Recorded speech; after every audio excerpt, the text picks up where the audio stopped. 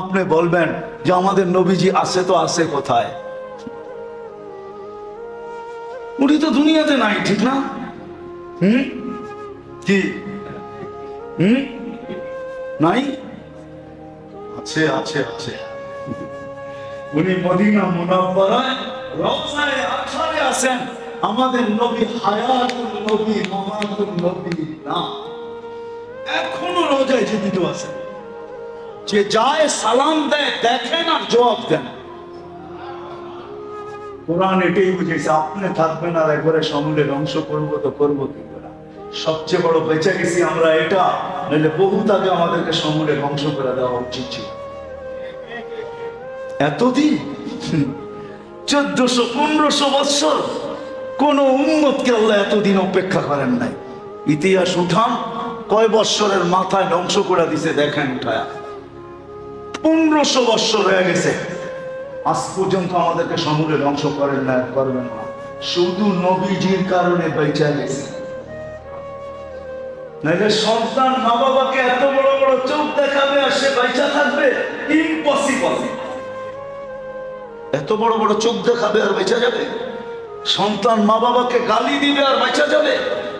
সন্তান মা বাবাকে নির্যাতন করবে আর বেঁচে যাবে?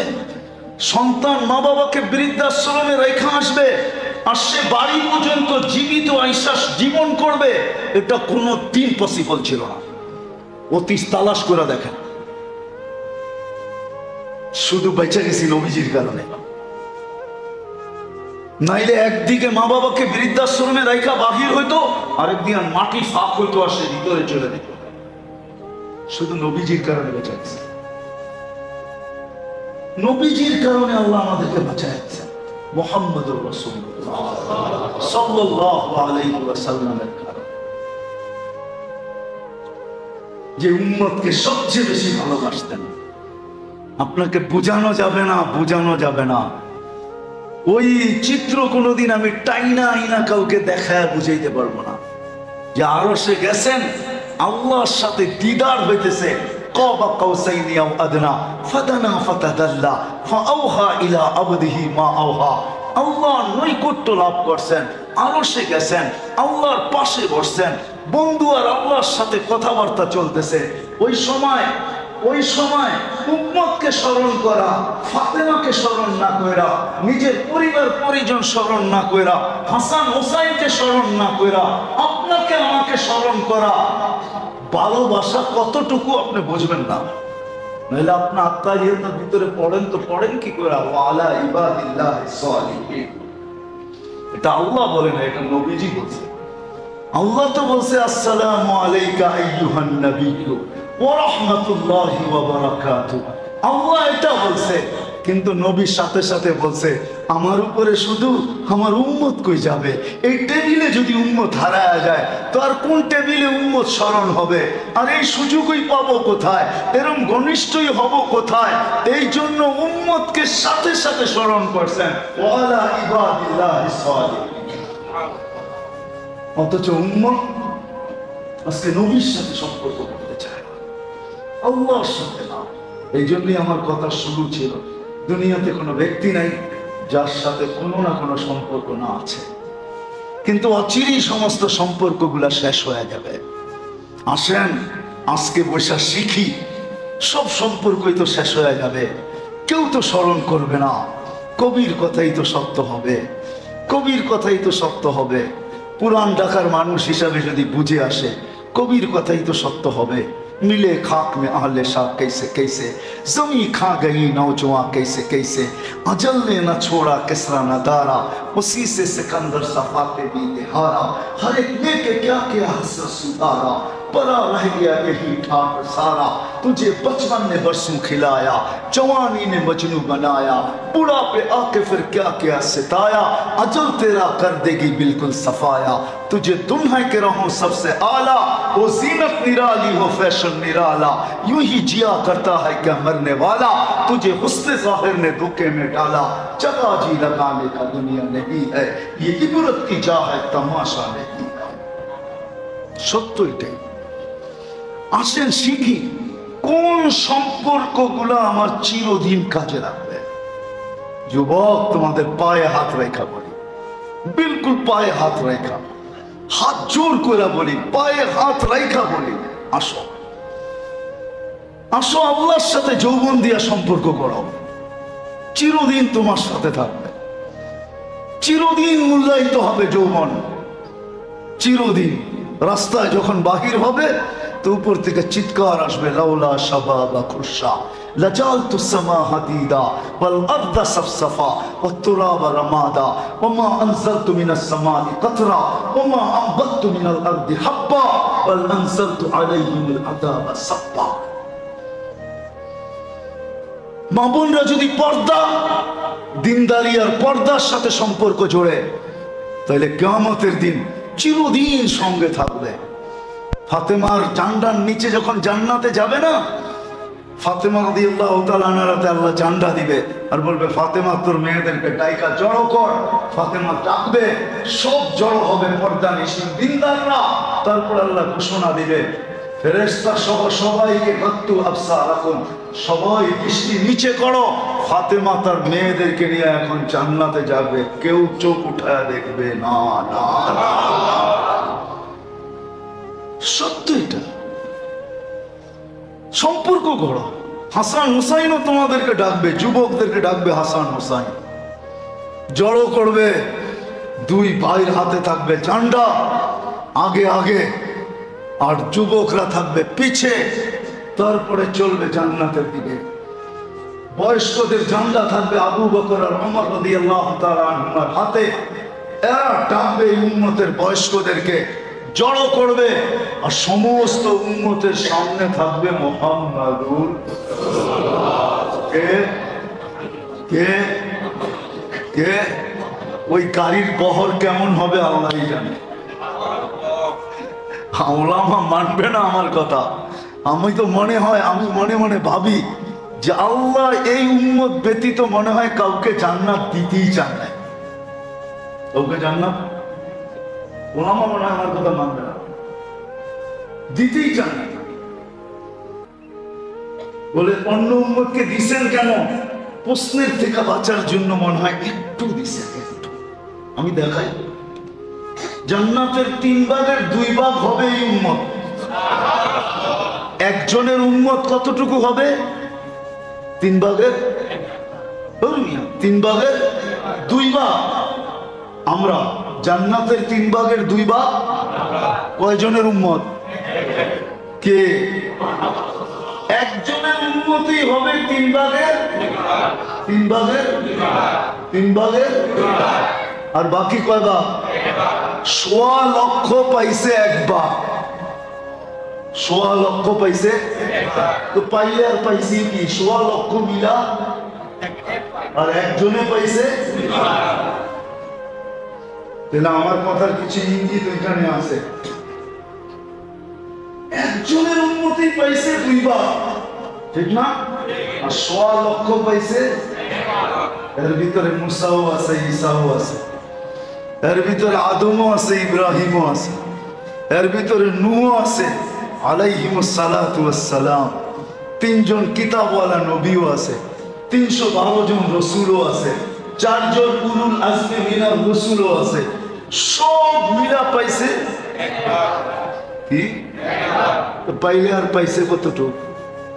একজনের ভাগে পড়ছে কতটুক? আর একজনের ভাগেই পড়ছে কি? আমার কথা এটাই বুঝাইতে চাইছিলাম যে আল্লাহ মনে হয় জান্নাতটা পুরো আমাদেরকে উঠাইয়া দিয়া দিতে চাইছে, কিন্তু বলছে সবাই আঙ্গুল উঠাবে যে আমাদেরকে কিছুই দিবেন না, এই জন্য 3 ভাগের 2 ভাগ আমাদেরকে দিয়া বাকি যা ছিল ওইটা 1.25 লক্ষের ভিতরে ভাগ করে দিয়া দিয়েছে। তারপরও ঠান্ডা থাকো। আল্লাহ উম্মতকে ভালোবাসে, এই জন্য আসে। দুনিয়ার সম্পর্কের পিছে না দৌড়াইয়া চলেন আজকের থেকে নামাজের সম্পর্কের পিছে দৌড়াই, কোরআনের সম্পর্কের পিছে দৌড়াই, ফজরের নামাজের সম্পর্কের পিছনে দৌড়াই, আল্লাহর সম্পর্কের পিছনে দৌড়াই, আল্লাহ রসুলের সম্পর্কের পিছনে দৌড়াই। চলেন আরেকটা শেষমেশ শোনায় দিই, যেটা আমার জাতি। রাগ হবেন না, রাগ হয়ে যাবেন? বলবো?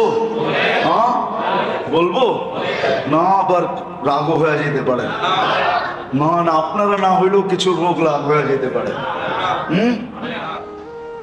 হক্কানি আলেম আল্লাহ ওয়ালাদের সাথে সম্পর্ক জুড়েন, এটা অটুট চিরদিন থাকবে।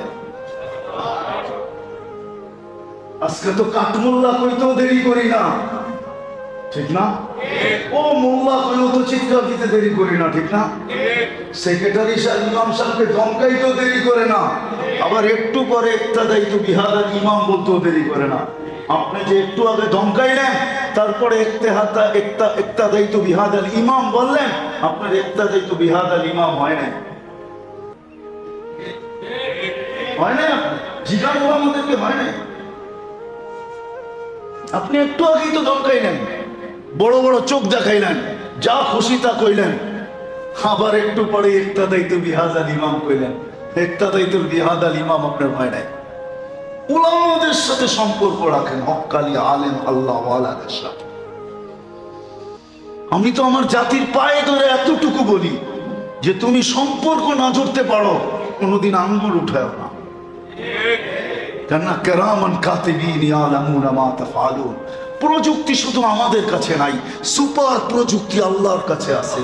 আল্লাহ সুপার প্রযুক্তি ফিট করে দিছে।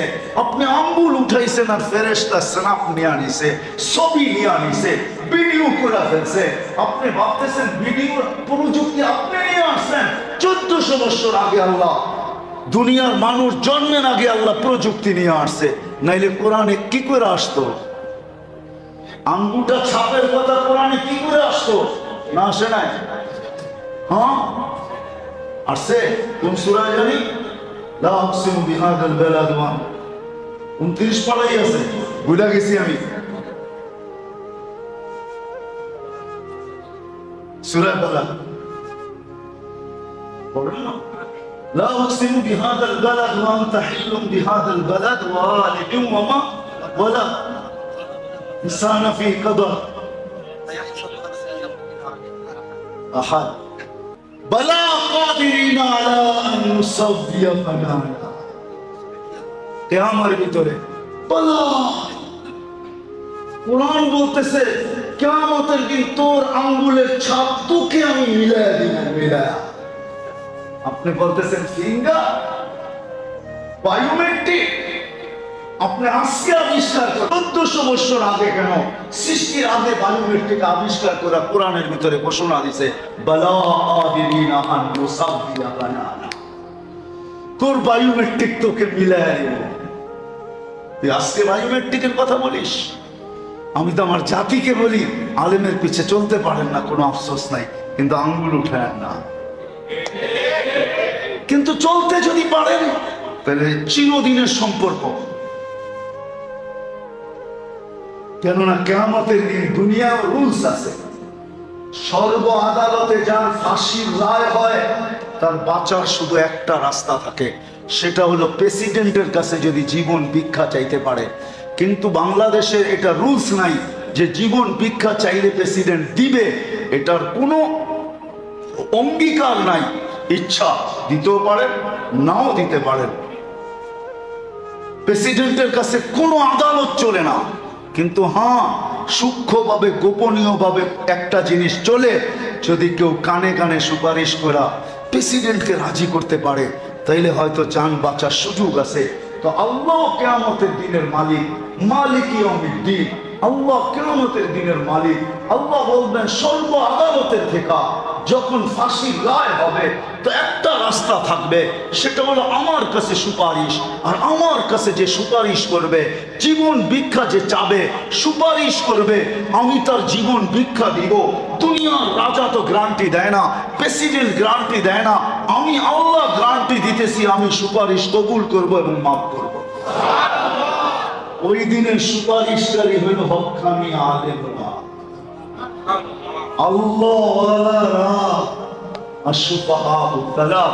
এজন্য আমি বলি এই উম্মত জাহান্নামে যাবে, ফয়সালা হবে জাহান্নামে যাওয়ার, কিন্তু হওয়ার সাথে সাথে জাহান্নামে নিক্ষিপ্ত হবে না। এই উম্মতকে এক জায়গায় নিয়ে দাঁড় করাবে, যেখান দিয়ে হক্কানি আলেমরা জান্নাতে যাবে। এরা যখন ওইখানে পৌঁছবে তা আল্লাহ সবাইকে বলবে চলে যায়, ধরো যে যাকে চিনো তাকে ধরো। তো গতি রোধ করে দাঁড়ায় ধরবে, হুজুর কই যান? মাঝে মাঝে না বাঘের খানি খাওয়াইতাম, কই যান? ভালো না বাসতাম, কই যান? পরিচয় না ছিল, কই যান?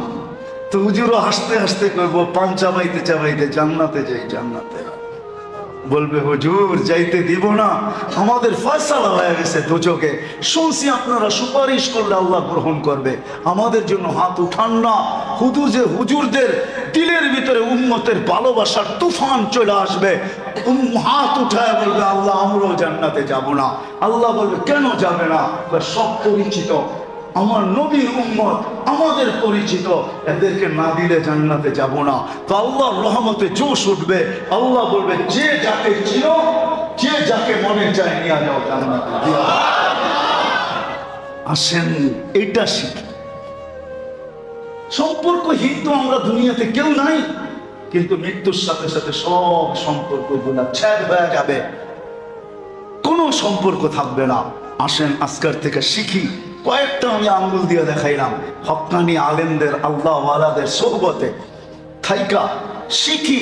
2, 4, 10টা শিখি, 5টা শিখি, একটা শিখি, এটাকেই ধরি, এটাকেই মজবুতির সাথে ধরি, যে আমি এই সম্পর্কটা ধরি। ওই সম্পর্ক চিরদিন থাকবে।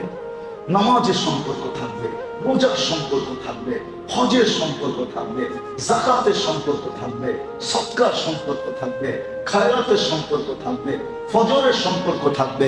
আমি তো বলি আমার জাতি যদি 2 ওয়াক্ত নামাজ বাজামাত পড়তো, 2 ওয়াক্ত, ওলামা আবার কি বলে কি বলে না জানি না, আমার জাতি যদি 2 ওয়াক্ত নামাজ বাজামাত পড়তো, একজনও যদি না ছাড়তো, ফজর আর আসর, মান সাল্লাল ফারদাইন দাখালাল জান্নাহ, শুধু 2 ওয়াক্ত। আমার জাতি যদি 4 মাস গুনাহ না করতো, 4 মাস, রজব, জিলকাদা, জিলহজ্জা, মুহররম, 4 মাস যদি গুনাহ না করতো, তাহলে 8 মাসের গুনাহ কোনো কঠিন করতো না। 4 মাস যদি গুনাহ না করতো, 4 মাস বাদ দিলাম, আমার জাতি যদি 13 দিন কোনো গুনাহ না করতো, ওয়ালায়ালি নাস, জিলহজের 10 দিন, আইয়ামের তাশরিকের 3 দিন, এই 13 দিন যদি কোনো গুনাহ না করতো, এক এক দিন এক এক বৎসরের সমান ছিল, এক রাত্র এক লাইলাতুল কদরের সমান ছিল। আমার জাতি যদি শুধু এই মুহররমে গুনাহ না করতো, মুহররমুল হারাম এই মাসে যদি গুনাহ না করতো, মুহররমে যদি 3টা কাজ করতো, শুধু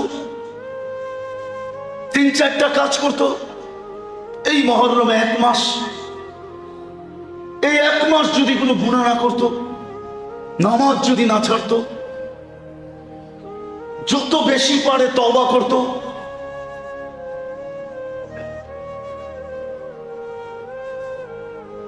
নয় তারিখ আর 10 তারিখ, 10 তারিখ বা 11 তারিখ রোজা রাখতো, এই মাসে যদি বেশি বেশি রোজা রাখতো, আশুরার দিন যদি ইসরাফ করা ব্যতীত নিজের পরিবার পরিজনের উপরে মন খুলা যদি খরচ করত, দান করত, খয়রাত করত, সদকা করত, মন খুলা যদি করত, আশুরার 10 দিন, আশুরার দিন, তাহলে তো ওয়াদা ছিল 1 বছরের বরকত তোকে দিব। 1 দিনের বদৌলত কয় বছরের বরকত? 1 বছর। একটা মাসকে মূল্যায়ন করত। আল্লাহ রসুল বলতেন, জিজ্ঞাসা করছে এত বেশি রোজা কেন রাখেন? ওই মাসে সারা বৎসরের আমল একত্রিত ভাবে এই মাসে আল্লাহর কাছে পেশ হবে, এই জন্য আমি চাই আমার আমলনামা পেশ হোক আমি রোজা অবস্থায়। একটা মাসে যদি মূল্যায়ন করতো, ওলামাদের কাছ থেকে শিখি কোন সম্পর্কটা আমার চিরদিন থাকবে। সবচেয়ে বড় সম্পর্ক যেটা, সেটা হলো মসজিদ আর নামাজ। মসজিদ, নামাজ, কোরআন। কি মসজিদের সাথে সম্পর্ক জড়বেন? নামাজ পাক্কা, না ছেড়ে দিবেন? হ্যাঁ, এই জন্যই মনে হয় আব্দুল কাদের জিলানী রহমতুল্লাহ আলাইহি বলছিলেন, আমি প্রথমে বললাম না যে ওর চেয়ে বড় অপরাধী কেউ নাই। যদিও আল্লাহ কিছু বলে না, কিন্তু দুনিয়ার নিয়মে বলে। একবার মালিকের ডাকে সাড়া দেয় না, এই জন্য চাকরি চলে গেছে। একবার প্রধানমন্ত্রীর ডাকে সাড়া দেয় না, এই জন্য জেল জরিমানা হয়ে গেছে। এটা যদি দুনিয়ার নিয়ম হতে পারে, তো 5 বার আল্লাহ ডাকে তারপরও সাড়া দেয় না। এই জন্যই মনে হয় বড় পীর আব্দুল কাদের জিলানী লেখছেন যে শুকর সকালবেলা উঠা বলে কাইলা ইয়াকা আউয়ালা নাজরিন আলা মান লা ইউসাল্লি, আমার প্রথম দৃষ্টিটা যেন কোনো বেনমাজির উপরে না পড়ে। এই জন্য সবাই পায়ে হাত রেখা আসেন। কার ডাক কখন এসে যাবে কেউ জানি না। আসেন, শিখি, সম্পর্কটা চুরি। যুবকদেরকে বলবো, আসো, আন্না আসো, তোমরা মসজিদমুখী হও, নামাজমুখী হও। যখন আজান দেয় তো নিজের এলাকার ভিতরে সবাই পায়ে ধরে মসজিদে নিয়ে আসো। ওর চেয়ে বড় দামি আর সৌভাগ্যবান কোনো ব্যক্তি নাই।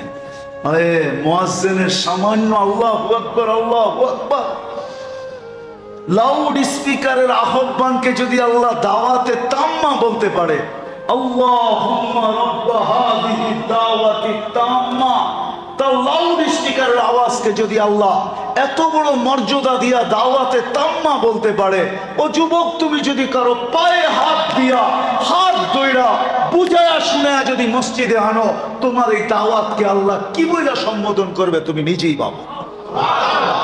এই জন্য তোমাদের কাছে পায়ে হাত রেখা পড়ে আসো, আমরা একটা পরিবেশ বানাই। বানাবেন ওয়াদা? সবাই পাক্কা? আল্লাহ আমাদেরকে আমল করার তৌফিক দান করেন। এই উম্মতকে তো একটু বেশি করে ফেলছেন আমার মনে হয়, অন্য উম্মতের তুলনায়।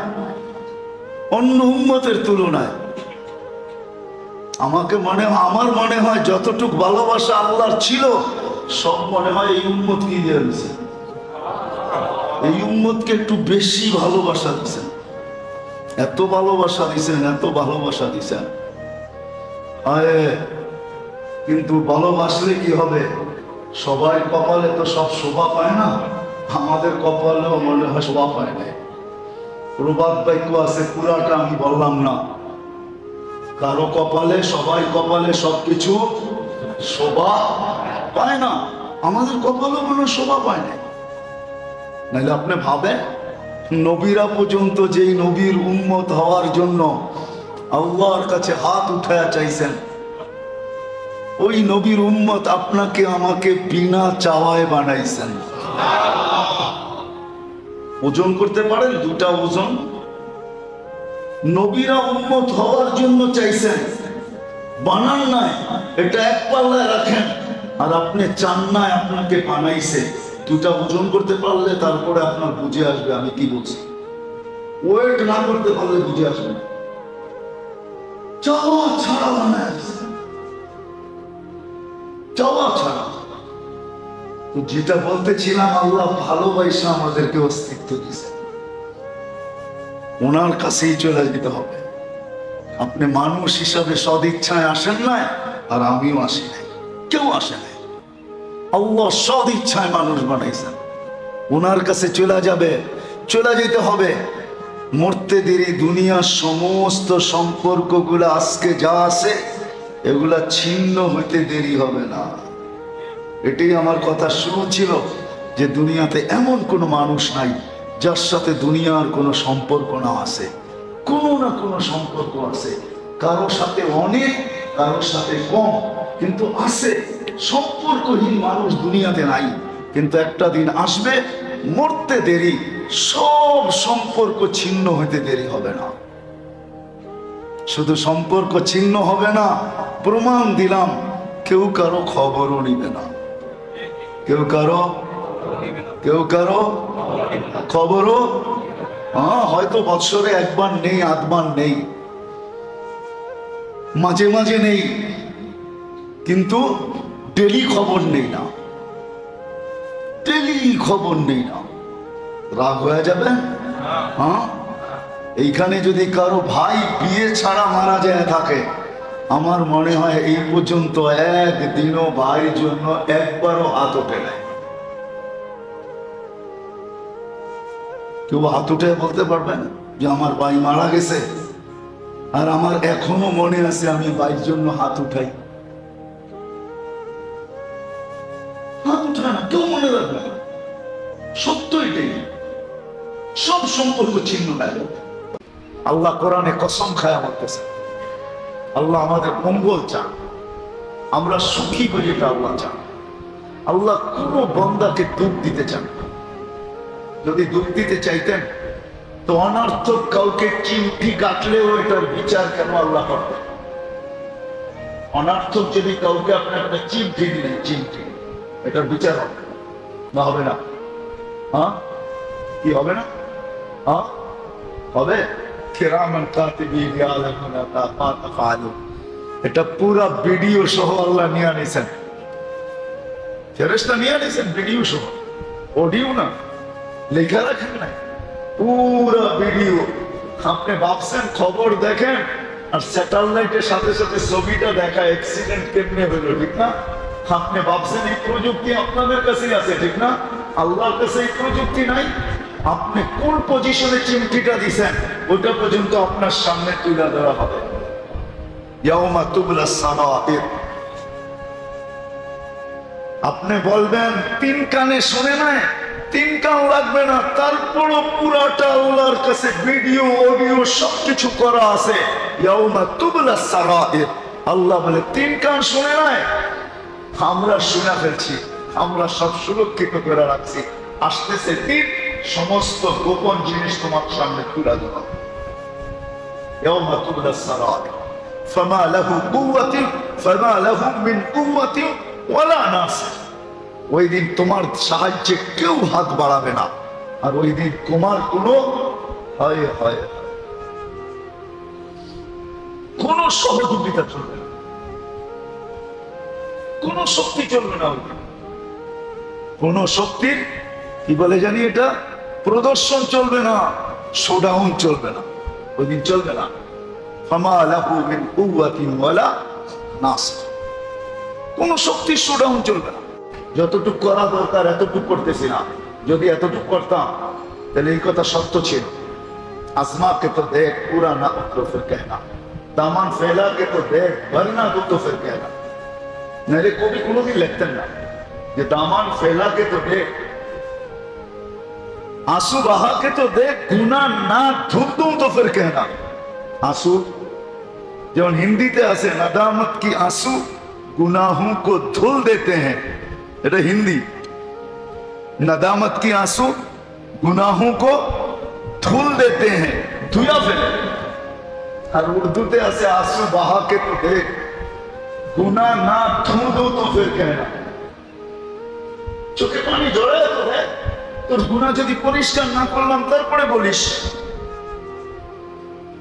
চাদর বিছায় তো দেখ, পুরাটা বইয়া যদি না দিই তারপরে বলিস।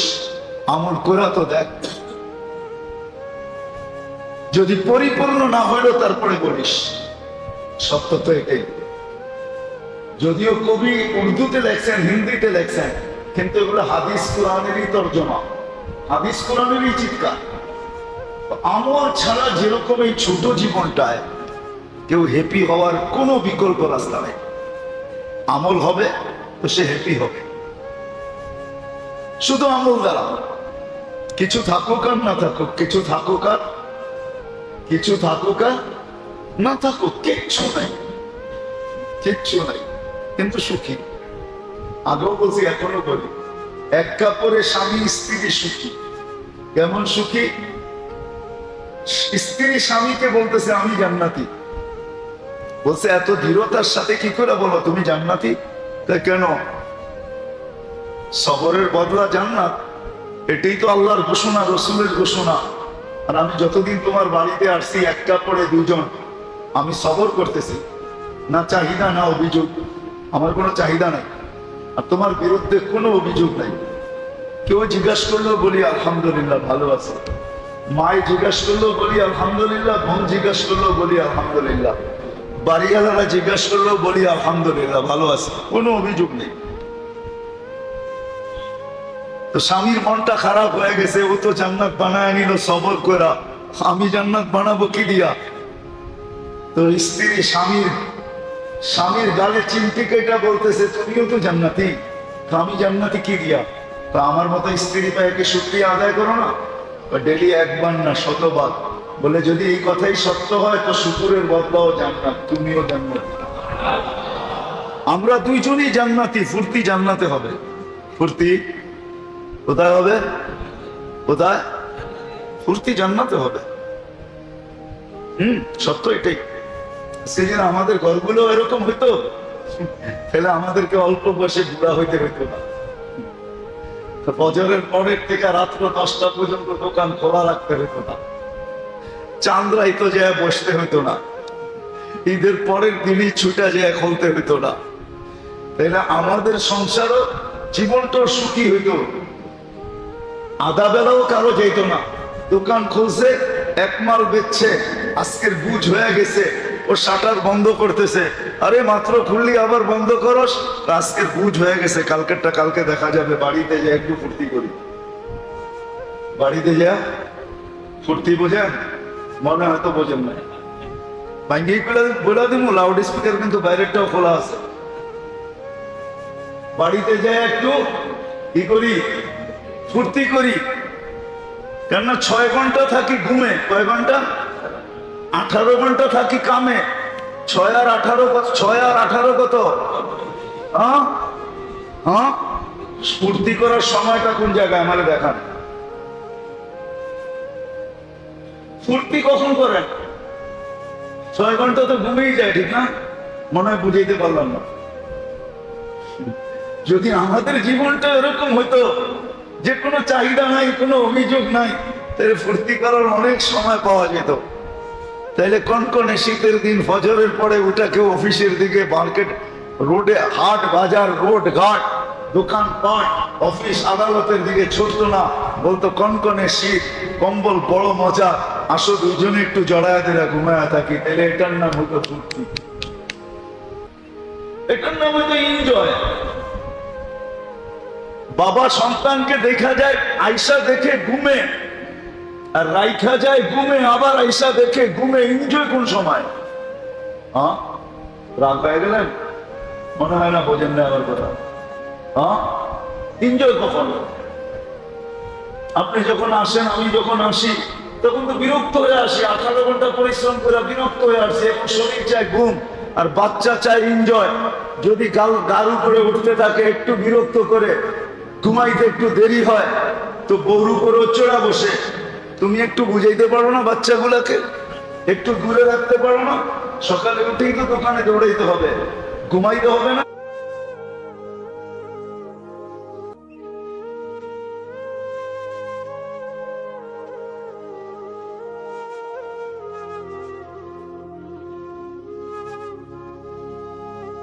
শুকুর, সাবার, কানাত। কানাত বুঝেন? শুকুর বুঝেন? যা পাইলাম ওইটার উপরে শুকরিয়া আদায় করলাম, না পাইলাম তো সবর করলাম। আর অল্পতে তুষ্টিটা যদি হইতো, কানাত মানে অল্পতে তুষ্টি, অল্পতে যদি তুষ্টি হইতো, তাহলে আমাদের জীবনটা সুখের হইতো। রাগ হয় না, কারো সর্বনাশ, কারো পৌষ মাস, কারো সর্বনাশ, কারো কি আমাদের রোগ ব্যাধি। এই জন্যই বেশি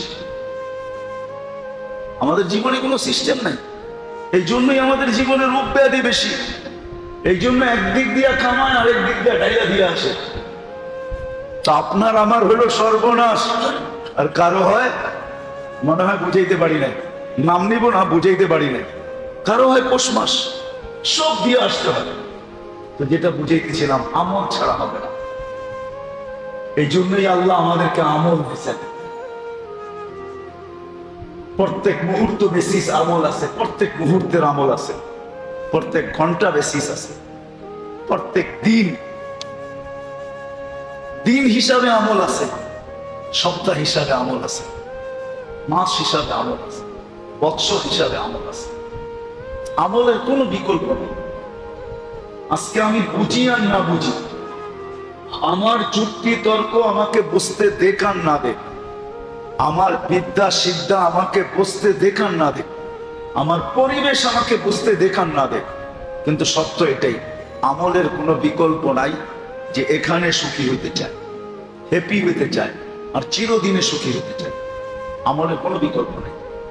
যেরকম রুহের বিকল্প নাই, অক্সিজেনের বিকল্প নাই, পানির বিকল্প নাই, আরো হাজারো জিনিস আছে যেটা আমাদের এই ছোট জীবনটায় বিকল্প নাই, এরকম আমলেরও কোনো বিকল্প নেই। এই জন্যই সাহাবায়ে কেরাম সব ছাড়ছেন। শুধু সাহাবায়ে কেরাম না, আল্লাহ ওয়ালারও ছাড়ছেন, আইম্মায়ে মুজতাহিদিন ছাড়ছেন। কিয়ামত পর্যন্ত একটা দল থাকবে যারা এটাকে ছেড়ে দিবে, আর দেখবেন কিছু না থাকা সত্ত্বেও ওরা সুখী হবে, কিছু না থাকা সত্ত্বেও ওরা সুখী হবে, ওরা সুখী হবে। তাহলে আহমদ ইবনে হাম্বল রাহমাতুল্লাহ আলাইহি বলতেন না, আইনা আপনা আল মুলুক মিন হাদিহিল লাদ্দা, আমাদের জীবনের সুখের মজা থেকে বাদশার ছেলেরা কোথায়? আইনা আপনা আল মুলুক, বাদশার ছেলেরা কোথায়? আমরা জীবনের যে মজায় আছি, এই মজার থেকে ওরা কোথায়? ওরা তো এই মজায় নাই। আমরা জীবনের যে মজায় আছি, যে মজায় আছি, ওরা এই মজায় নাই। তাহলে এই চিৎকার আহমদ ইবনে হাম্বল রাহমাতুল্লাহ আলাইহি দিতেন না, দুনিয়ার কোন আল্লাহওয়ালা দিতেন না। আউলিয়া ने लात मारी दौलते दुनिया पे जब आ पर पैरों पे उनकी पूरी दुनिया सबके सब। কোনদিন কবি এই কথা লিখতেন না যে আল্লাহওয়ালারা যখন দুনিয়াকে লাথি দিছে, তো সারা দুনিয়া সমগ্র সম্পদ সহ এদের পায়ে চলে আসছে। বেতাজ বাদশাহ, বেতাজ বোঝেন? বেতাজ বাদশাহ, মুকুট নাই তারপরও রাজা, মুকুট নাই তারপরও রাজা, সিংহাসন নাই তারপরও রাজা, রাজত্ব নাই তারপরও রাজা, মন্ত্রী পরিষদ নাই, অ্যাসেম্বলি নাই, কিচ্ছু নাই, তারপরও রাজা। কেমন রাজা? একটা যদি দেখেন কেমন রাজা, কেমন রাজা শাহজালাল রহমতুল্লাহ আলাইহি, দেখেন না, রাজা পর্যন্ত বাইরা যেতেছে। কেমন রাজা? রাজা গোরগোবিন্দ বাগে নাই? ওনার সাথে কি সুন্দর ছিল নাকি? না সমুদ্র ছিল? 12-13 জনের একটা জামাত ছিল।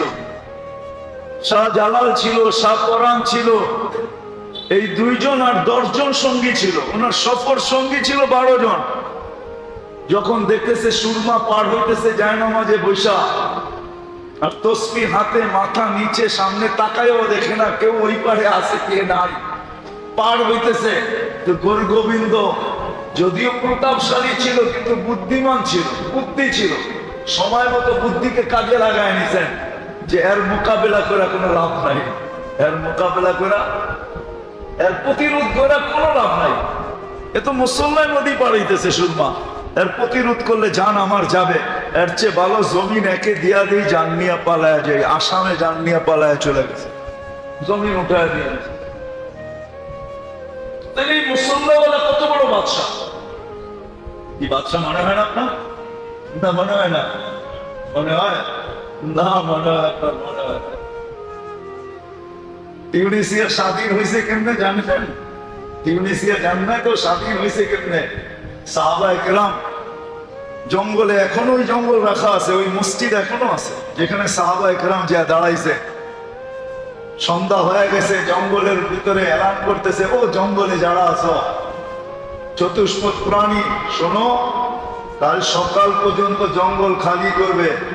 যদি সকালে তোমাদের কাউকে পাই, এই জঙ্গলে তো আমরা গণহত্যা করবো, গণহত্যা। কেননা এই জঙ্গল আমাদের প্রয়োজন। আর আমরা কারা এটা চিনো? নাহনু রাসূলু রাসূলিল্লাহ, আমরা আল্লাহর রাসূলের প্রতিনিধি। যখন জঙ্গলের প্রাণী লোকালয়ের দিকে ছুটতে শুরু করছে, তো লোকালয় আলারা আয়েশা বলছে, মাপ চাই, যুদ্ধ আমরা করব না, প্রতিরোধ আমরা করব না, দেশ আপনাদের হাতে উঠায় দিলাম। এখনো 3 জন বড় বড় সাহাবীর কবর আছে ওইখানে, উকবা বিন নাফে, আবু লুবাবা, তামিমে দারি, 3 জনের কবর এখনো টিউনিসিয়ায় আছে।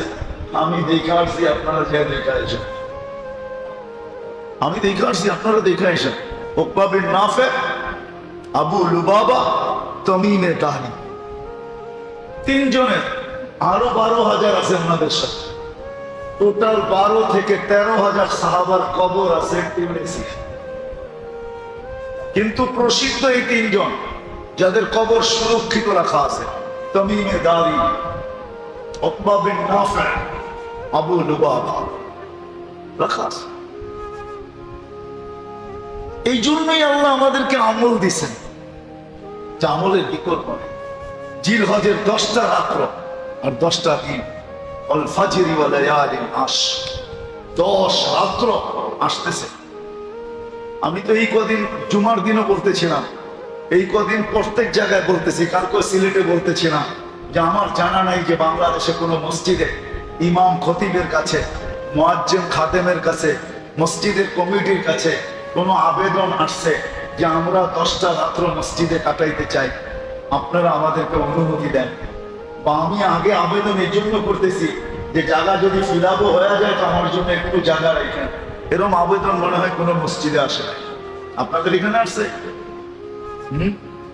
কি বলেন, কমিটি কি বলে, আসছে? কোনো আবেদন আসে না, কিন্তু উচিত ছিল। এই 10 রাত্র 10টা লাইলাতুল কদরের সময় শুধু শুধু আল্লাহ পছন্দ খান নাই। 830 বছর দৌড়ালে তুমি যেখানে না পৌঁছতে পারবে, 83 বছর বললাম, 830 বছর দৌড়ায় তুমি যেখানে না পৌঁছবে, বন্দেগী করে যেখানে না পৌঁছবে, তওবা তাহলিল করে যেখানে না পৌঁছবে, দুরুদ জিকির আসকার করে যেখানে না পৌঁছবে, শুধু 10 রাতের মাধ্যমে তুমি ওইখানে পৌঁছবে। এই জন্যই আল্লাহ কসম খাইতেছেন, ওয়ালায়ালিন আশর, সূরা ফজর 30 পারায় করে দেখেন তরজমায়, ওয়াল ফজরি ওয়ালায়ালিন আশর ওয়াশ শাফঈ ওয়াল ওয়াতর। আল্লাহ কসম খাইতেছেন 10 রাতে। এই জন্যই কিতাবে পাওয়া যায়, আল্লাহ রাসূল বলেন যে 10 রাত্র 10 লাইলাতুল কদরের সমান, দিনের রোজা 1 বছরের রোজার সমান, 10 রাত্র 10 লাইলাতুল কদরের সমান। আল্লাহ কোন পর্বে জিজ্ঞাসা করছিলেন মালাকুল মউতরে যে অপারেশনে কখনো দিলে ব্যথা লাগছে? অপারেশন বোঝেন তো, যে তুমি যে নিয়ে যাও কখনো দিলে ধাক্কা লাগছে? 2 বার লাগছে। কোন 2 বার? কিতাবে লেখা আছে কোন 2 বার? বলছে বন্যা চলতেছিল, প্লাবন চলতেছিল, এক নারী প্রেগনেন্ট অবস্থায় কাঠের উপরে ভাসতেছিল, আর ওইখানেই বাচ্চা প্রসব। ওই মুহূর্তে আপনি বলছিলেন যে বাচ্চা রেখা মাকে নিয়ে আসো। তখন বড় ধাক্কা লাগছে, চতুর্দিকে তো পানি আর পানি, কাঠের উপরে ভাসমান, মাকে যদি নিয়ে যায় তো বাচ্চার কি হবে? তখন একটু ধাক্কা লাগছে। বলে দ্বিতীয় সাদ্দাত যখন জান্নাত কমপ্লিট করলো, কারিগররা যখন বলল যে কমপ্লিট, দেখা শুধু সিগনেচার করে দেন। দেখা কি বাড়ি যখন কেউ বানায়, বানায় তো রাজমিস্ত্রি, ঠিক না? যখন কমপ্লিট হয়ে যায় তখন মালিককে কি বলে, দেখেন তো ঠিক আছে কিনা, দেখা আমাদেরকে কমপ্লিট বলে আমাদের বিল পরিশোধ করে দেন, ঠিক না? এই তো বলছে দেখা সিগনেচার করে দেন যে কমপ্লিট। যখন দেখার জন্য দরজায় ঢুকতে ছিল, ডাইন পা হোক আর বাম পা হোক, যেটা ঢুকাইতে ছিল, আল্লাহ বলছেন মাটিতে লাগার আগে উঠায় নিয়ে আসবে। মাটিতে লাগার আগে এরকম ঢুকাইতেছে, মাটিতে লাগার আগে উঠায় নিয়ে আসবে। যে ওই দিন বড় ধাক্কা লাগছে, যে বানাইলো জান্নাত, একটু দেখা গেলে কি হইতো, ঠিক না? একটু দেখা গেলে কি হইতো? একটু দেখতেও দিলেন না। এত খরচ করে বানাইলো, এত ডিজাইনার দিয়ে বানাইলো, আপনার প্রতিযোগী ছিল বটে, আপনার প্রতিযোগিতায় জান্নাত বানায় ফেলছে, কিন্তু একটু দেখতো যে বানাইলো কি। আল্লাহ বলে ওই কাঠের উপরে বাচ্চাটাই এই বাচ্চাটা। কাঠের উপরের বাচ্চাটাই এই বাচ্চাটা যে আমার বিরুদ্ধে জান্নাত প্রস্তুত করছে। আলাদা আলোচ্য বিষয় চলে যাবে, কিন্তু আমি বুঝাইতে চাইতেছি উঠায় নেওয়া যাবে, পিছনে কি এটাও দেখবে না, সামনে কি এটাও দেখবে না, হুকুম হবে সীমা রেখায় পা দিবে, উঠায় নিয়ে চলে যাবে। কিন্তু সত্য এটাই হলো যে আমাকে মানুষ গড়তে হবে। মানুষ, শুধু মানুষ হিসেবে জন্ম নিলে হবে না, জন্ম দেওয়া, অস্তিত্ব দেওয়া আল্লাহর দায়িত্ব ছিল। আল্লাহ নিজ ইচ্ছায় মানুষ হিসাবে অস্তিত্ব দিয়েছেন, ঠিক না? অন্য কিছু দিলে কি আল্লাহর বিরুদ্ধে স্লোগান দেওয়া যেত? না, অভিযোগ করা যেত। কোনো অভিযোগ না, কোনো স্লোগান না, সদ ইচ্ছায় মানুষ বানাইছে। মানুষ বানানো দরকার ছিল, সদ ইচ্ছায় বানায় দিয়েছেন। মুসলমানের ঘরে জন্ম দেওয়াই দরকার ছিল, সদ ইচ্ছায় মুসলমানের ঘরে জন্ম দিয়েছেন। সর্বশ্রেষ্ঠ নবীর উম্মত সব ইচ্ছায় বানায় দিয়েছেন। কিন্তু আমাকে মানুষ হিসাবে করতে হবে। যদি আমি এই কথা বিশ্বাস করি যে আমি আল্লাহর কাছে যাব, আর আমরা সবাই আল্লাহর কাছে যাব, যে আল্লাহর কাছে যাওয়াকে বিশ্বাস করে রব্বে কাবার কসম তাকে নিজেকে মানুষ হিসাবে গড়তে হবে। আর যদি না করলো তাহলে ওই কথাই সত্য, যদিও মানুষ হিসাবে অস্তিত্ব নিল, সৃষ্টির সেরা হিসাবে অস্তিত্ব নিল, কিন্তু আল্লাহ বলতে বাধ্য উলাইকা কাল আনআম। মানুষ হিসাবে অস্তিত্ব নিলে কি হবে?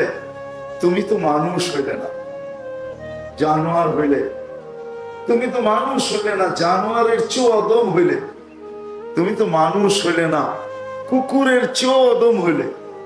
তুমি তো মানুষ হইলে না, তুমি তো জাহান্নামের ইন্ধন হইলে, ইন্ধন। সত্য এটাই। আমাদের এই ছোট জীবনটা কিন্তু এই জন্যই, 60-70 বছরের যে জীবনটা আমরা দেখতেছি, আমি তো 60-70 বছর বলতেছি, কিন্তু আসলে কারো জানা নাই কে কতটুকু পাবো। কারো জানা নাই কে কতটুকু পাবো। মৌত কাউকে মিস কল দিয়ে আসে না। মালাকুল মৌত কারো বাড়িতে মিস কল দিয়ে আসে না। মালাকুল মৌত কারো বাড়িতে ফোন করে আসে না। মালাকুল মৌত কারো বাড়িতে চিঠি দিয়ে আসে না, খবর দিয়ে আসে না। সত্য এটাই। বহুত মানুষের অভিযোগও ছিল যে আমনে একটু বইলা আসলে কি হয়। তো মালাকুল মৌতের উত্তরও আছে, তুমি কত চিঠি চাও? তোমার কাছে চিঠি তো কম আসে নাই। তোমার কাছে চিঠি তো যেদিন তোমার অস্তিত্ব, ওদিন তো প্রথম চিঠি তোমার কাছে আসছে সাথে সাথে যে অস্তিত্ব নিছো, তোমাকে মরতেই হবে। কুল্লু নাফসিন দাইকাতুল মাউত। অস্তিত্ব নিছো, তোমাকে মরতেই হবে। প্রথম চিঠি তো এটা ছিল। যদি যৌবনে পা দিছো, ওদিন তো দ্বিতীয় চিঠি চলে আসছে তোমার কাছে যে যৌবনে পা দিছো মানে তোমার বিরুদ্ধে কলম চলা শুরু হলো। যতদিন পর্যন্ত যৌবনে পা দেয় নাই, কলম তার বিরুদ্ধে লেখে নাই, কিচ্ছু লেখে নাই। কলম বিরুদ্ধে চলে নাই, পক্ষে চলছে, বিরুদ্ধে না। যেদিন যৌবনে পা দিছে ওদিন দ্বিতীয় চিঠি। এখন থেকে কলম তোমার বিরুদ্ধে চলতে শুরু করবে। দাড়ি ছিল না তখন একরকম চিঠি, দাড়ি দ্বিতীয় চিঠি ছিল যে দাড়ি চলে আসছে, কিন্তু প্রস্তুত হয়ে যাও, দাড়ি চলে আসছে। কাঁচা ছিল, দুই একটা সাদা হতে যখন শুরু করলো তা আরেক চিঠি, এটা একটা চিঠি। প্রতি ডিসেম্বরে না 31st নাইট আমরা হয়তো নতুন বৎসরকে খুশিতে স্বাগত জানাই। আসলে যদি বিবেকমান হইতাম, বুদ্ধিমান হইতাম, ভাবতাম, তাহলে প্রত্যেক 31st নাইট আমার কান্নার ছিল যে অতীত বৎসরটা তো কেটে গেল। এই বৎসরটার ভিতরে আমার কোনো চিঠি ইস্যু না হয়ে যায় যে এই বৎসরই আমার শেষ বৎসর, আর কোনোদিন 31st নাইট আমি চোখে দেখবো না। যেমন সূর্য প্রতিদিন সকালে বলে আনা ইয়াউমুন জাদীদ, আমি নতুন দিন। আলা আমালিকা শাহিদ, তোমার কর্মের উপরে আমি সাক্ষী। ফাকতানিম, বুদ্ধিমান যদি হও তাহলে সুবর্ণ সুযোগ মনে করতে পারো। লান আউদ ফি হায়াতিকা আবাদা, হতে পারে কালকে সকালেরটা তুমি উঠতে নাও দেখতে পারো। এই রাত্রে কত মানুষ কিন্তু কবরে চলে যাবে, ঠিক না? না যাবে না? আরে কত না হোক 2-4-10 জন তো পুরা বাংলাদেশের ভিতর থেকে যাবে। সারা দুনিয়ার থেকে তো 2-10,000 যাবে। তো আর কালকে সকালের সূর্য ওঠা দেখলো না, ঠিক না? তো 31st নাইট কিন্তু আমার খুশির ছিল না, কান্নার ছিল। যদি আমি বুদ্ধিমান হইতাম তাহলে আমি কাঁদতাম, একটা বৎসর তো আমি পার করে দিলাম। যেইভাবেই পার করে দিয়া থাকি, সুখে আর দুঃখে। জীবিত ছিলাম, একটা বৎসর আমার পার হয়ে গেছে। সামনের বৎসরটা আমি পার করতে পারবো কি পারবো না, এই কান্না আমার রাত্রে আসতো। যে আজকে একটা চিঠি হয়তো ইস্যু হয়েও গেছে যে এই বৎসরের 31st নাইট আর একে আমরা দেখাবো না। কি হতে পারে না? পারে না? হ্যাঁ, কিন্তু আমরা তো খুশিতে স্বাগত জানাই। যা হোক, কথাকে আমি গুছায় নিয়ে আসি। মানুষ রূপরেখায় মানুষ হলেই মানুষ হয় না। রূপরেখার মানুষ না, রূপরেখার মানুষ হয় না। আমাদের সমাজে হয়, কাগজে কলমে হয়, কিন্তু মানুষকে মানুষের মতো মানুষ গড়তে হয়। অস্তিত্বটা আল্লাহর দায়িত্ব ছিল, গঠনটা আল্লাহর দায়িত্ব ছিল, পূর্ণতা আল্লাহর দায়িত্ব ছিল। আল্লাহ পূর্ণতা দিয়া মানুষ মার পেট থেকে অস্তিত্ব দিছেন।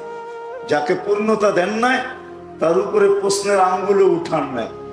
যেমন কেউ বাকশক্তি নিয়ে আসে নাই মার পেটের থেকে, সে পূর্ণতা নিয়ে আসে নাই, বাকশক্তি নিয়ে আসে নাই, এটাও কিন্তু অপূর্ণতা। বাকশক্তি নিয়ে আসে নাই, বাকশক্তি সম্বন্ধে তাকে কিচ্ছু জিজ্ঞাসা করা হবে না, মরার পরে কিচ্ছু জিজ্ঞেস করা হবে না বাকশক্তির ব্যাপারে। অথচ আপনাদেরকে আমি এক সাহাবীর কাহিনী শুনাইতে পারি শর্টে। আবু দুজানা রাদিয়াল্লাহু তাআলা আনহু, যিনি ওই সাহাবী যিনি বদরের যুদ্ধ থেকে নিয়ে বিদায় হজ পর্যন্ত আল্লাহর রাসূলের সঙ্গে ছিলেন। একটা যুদ্ধে উনি পিছিয়ে ছিলেন না। শর্টে বলতেছি, উহুদের যুদ্ধে আল্লাহ রাসূল সাল্লাল্লাহু আলাইহি ওয়াসাল্লাম বললেন যে আমি এখন তলোয়ার দিতে চাই, যারা এই তলোয়ারের হক, আমি একটা তলোয়ার দিতে চাই, কে কে নিতে প্রস্তুত? তো সবাই দাঁড়াইলেন। আল্লাহ রাসূল বললেন, শোনো, এটার হক কয়জন আদায় করতে পারবা এটা বলো। এই তলোয়ারের হক আদায় করতে হবে, শুনো, নিলে চলবে না। তো সবাই বৈশা গেলেন, মাত্র 3 জন দাঁড়ায় থাকলেন, আবু দুজানা, ওমর রাদিয়াল্লাহু তাআলা আনহু আর জুবায়ের রাদিয়াল্লাহু তাআলা আনহু, 3 জন। আল্লাহর রাসূল 3 জনের ভিতরে চয়েস করলেন আবু দুজানা, হ্যাংলা পাতলা সাহাবী, ওনাকে হাতে উঠায় দিলেন, দেখো এটার হক কিন্তু আদায় করবে। উনি হাতে নিয়ে কতগুলা ছন্দ পড়লেন, ছন্দ, কতগুলা আরবিতে ছন্দ পড়লেন যে আমি কিন্তু আবু দুজানা, আমার হাতে আল্লাহ রাসূলের তরবারি, হুকুম হলো এটার হক আদায় করব। আজকে দুনিয়া দেখবে যে আমি এটার হক কি করে আদায় করি। উনি জুবায়ের রাদিয়াল্লাহু তাআলা আনহু বলতেছেন, আমি পিছে পিছে হইলাম, আমার মতো হাট্টা গাট্টা লোক ওমর রাদিয়াল্লাহু তাআলা আনহুকে না দিয়েছেন, আমার মতো একটা লোক, দেখতে 7 ফিট, যেরকম শরীর এরকম চেহারা, এরকম শক্তি, এরকম হাট্টা, এরকম গাট্টা, আমাকে দিল না, দিল এই হ্যাংলা পাতলা। আমি দেখবো কি হক আদায় করে, কি হক আদায় করে। বাস উহুদের ময়দানে নামলেন, এক চুটে 2,500 থেকে 3,000 পুরা সাফ যেখান দিয়া ঢুকলেন শেষ মাথায় যায় থামলেন, এর আগে থামলেন না, দুই ভাগ করে দিলেন। ওই পারে যায় দেখতেছেন যে মক্কার মেয়েরা কাফেরদের পক্ষে ছন্দ পড়তেছে, ছন্দ। আর সবচেয়ে বেশি যার আওয়াজ সবচেয়ে সুন্দর আবু সুফিয়ানের স্ত্রী হিন্দা, সে পড়তেছিল আর সবাই তার সাথে সুর মিলাইতেছিল। সে বলতেছিল শোনো, কাফেরদেরকে বলতেছিল শোনো, আমরা কিন্তু তারকার মেয়ে। তারকার মেয়ে বোঝেন? তারকা যেরকম সুন্দরী আমরা এরকম সুন্দরী, আমরা তারকার মেয়ে বলা চলে। আমরা তারকার মেয়ে, আমরা তারকা, আমরা তারকার মেয়ে। আমাদের গায়ের থেকে সুঘ্রাণ বাহির হইতেছে, আমাদের ওড়নাগুলা মুক্তা দিয়া খচিত আছে। যুদ্ধে যা হয় সৈন্যকে উৎসাহিত করার জন্য, তোমরা যে যে আগে বাড়বে আর মুসলমানদেরকে হত্যা করবে আমরা তার গলায় লাগাবো, তাদের গলা আমরা তাদের গলায় লাগবো। আর যদি ভাইগা গেলা তো আমরা তোমাদেরকে ছাইরা দিব, তো ছাড়িয়া দিব না, শুধু জুতা পিটা কইরা তোমাদেরকে ছেড়া যাব। তো আবু দুজানা রাদিয়াল্লাহু তাআলা আনহু যায় হিন্দার মাথার উপরে তরবারি রেখে দিছে, কিন্তু কতক্ষণ পরে তরবারিটা সরায় আনিছেন। জুবাইর রাদিয়াল্লাহু তাআলা আনহু বললেন, এত বড় সুযোগ ছেড়া দিলা, তুমি জানো এটা কার তলোয়ার? এটা আল্লাহ রসুলের তলোয়ার। মহিলার গায়ের উপর রক্ত দ্বারা এটাকে কলুষিত করব? দুর্বলের রক্ত দ্বারা এটাকে কলুষিত করব? এই জন্য নামায়া দিছি। তারপরে ওইখান থেকে যখন ফিরে আসতেছিলেন তো মক্কার ভিতরে একজন বড় বাহাদুর ছিলেন, বাহাদুর, বড় বাহাদুর। আমাদের থাকে না কুস্তি বীর, সে সর্বলাইনে বীর ছিল, বীর হিসাবে খেতাব। তো যখন এর সামনে পড়ছে তো কাফেররা থাইমা গেছে যে এ করে কি দেখি, মুসলমানও থাইমা গেছে যে আজকে আবু দুজানা করে কি দেখি। আল্লাহ রসুলের তরবারি হক কিভাবে আদায় করে। তা আবু দুজানা রাদিয়াল্লাহু তাআলা আনহু সামনাসামনি হয়েছে, দুদিকে কিন্তু সবাই থামা, দেখে এই দুইজনের কি ঘটে, ঠিক না? তারপরে আগে চলবে। কাফেররাও থেমে গেছেন, মুসলমানরাও থেমে গেছেন। তো চলতেছে তরবার চালানি, কিন্তু ওই বীর যে মক্কার, সে প্রথম তরবারি চালাইছে। আবু দুজানা রাদিয়াল্লাহু তাআলা আনহুর কাঁধের ভিতরে একটু জখম হয়ে গেছে। তা আবু দুজানা রাদিয়াল্লাহু তাআলা আনহু যখন দ্বিতীয়বার তরবারি চালাইছেন তো ওরে এইখান দিয়া তরবারি দিয়া দুই টুকরা করে দুই দিকে ফালায় দিয়েছেন। তো জুবাইর রাদিয়াল্লাহু তাআলা আনহু বলেন যে আমার বুঝে আসছে কেন আল্লাহর রাসূল একে তরবারি দিছে। তো উনি ইয়ামানে শহীদ হইছেন, মিথ্যা নবীর বিরুদ্ধে যায় লড়তে যায়, যুদ্ধে ইয়ামামা বলে এটাকে, ওই যুদ্ধে উনি শহীদ হইছেন। উনি শহীদ হয়ে মারা যাওয়ার আগ মুহূর্তে উনি বলতেছেন যে আমার জীবনের কোন আমল আল্লাহর কাছে পেশ করার মতো আমার চোখে নাই। এটা আপনাদেরকে আমি বুঝাইতে চাইতেছিলাম যে আমার জীবনের কোন আমল আল্লাহর কাছে পেশ করার মতো আমার কাছে নাই, শুধু একটা আমল ছাড়া, একটা আমল ছাড়া কোন আমল আল্লাহর কাছে পেশ করার মতো নাই। অথচ উনি বদরি, এমন কোন যুদ্ধ নাই বদরের যুদ্ধ থেকে নিয়ে বিদায় হজ পর্যন্ত উনি আল্লাহ রসুলের পাশে না ছিলেন। আর যিনি আল্লাহ রসুলের তলোয়ারের হক আদায় করছেন এরকম সাহাবী, কিন্তু উনি বলতেছে আমার কাছে কোনো আমল নাই আল্লাহর কাছে পেশ করার মতো, শুধু একটা ছাড়া। বলছে সেটা কি? বলছে আমার এই জবান দিয়ে আমি কাউকে আজ পর্যন্ত কষ্ট দেই নাই। এটা দিয়া কাউকে, এটা বুঝানোর জন্যই এতটুকু কাহিনী আপনাদেরকে বুঝাইলাম। আমি জবান দিয়ে কাউকে কষ্ট দিই নাই, জবান দিয়া কাউকে কষ্ট দিই নাই, জবান দিয়া কাউকে কখনো কাউকে কোনো কটু কথা বলি নাই, কষ্ট দিই নাই। হইতে পারে এই আমলটাই আমার কাজে লাগবে। তো তো মানুষ নিজেকে মানুষ গড়তে হয়। জন্ম নিলেই মানুষ মানুষ মানুষ নিজেকে মানুষ গড়তে হয়। বাকি আল্লাহর করণীয় আল্লাহ কমপ্লিট করছেন। যেটা বুঝাইতে বুঝাইতে এই পর্যন্ত আসছিলাম, যে আল্লাহ অস্তিত্ব দিছেন, যার জবান নাই এখান থেকে, যার বাক শক্তি নাই এখান থেকে বাহির হয়ে গেছে। যার বাক শক্তি নাই তার বাক শক্তির কোনো হিসাবও নাই, হিসাবও নাই। যার শ্রবণ শক্তি নাই তার কোনো শ্রবণ শক্তির হিসাব নাই। আল্লাহ যাকে পূর্ণতা দেন নাই তার থেকে যেটা দেন নাই ওটার হিসাব নিবেন না। কিন্তু আল্লাহ মেহেরবানি করে আমাদেরকে মার পেটের থেকে পূর্ণতা দিয়ে অস্তিত্ব দিছেন, আবার এই পূর্ণতাকে আনতে আনতে এক পর্বে নিয়ে আসছেন। যুবককে যৌবনের পর্বে, নারীকে নারীত্বের পর্বে, পুরুষকে পুরুষত্বের পর্বে, শিক্ষিতকে শিক্ষার পর্বে, দীক্ষিতকে দীক্ষার পর্বে, এক এক পর্বে আল্লাহ নিজ ইচ্ছায় নিয়ে আসছেন। এটা আল্লাহর করণীয় ছিল। কিন্তু আপনার আমার করণীয় এতটুকুই যে নিজেকে মানুষের মতো মানুষ তৈরি করা। আমি কি কোনোদিন মনে মনে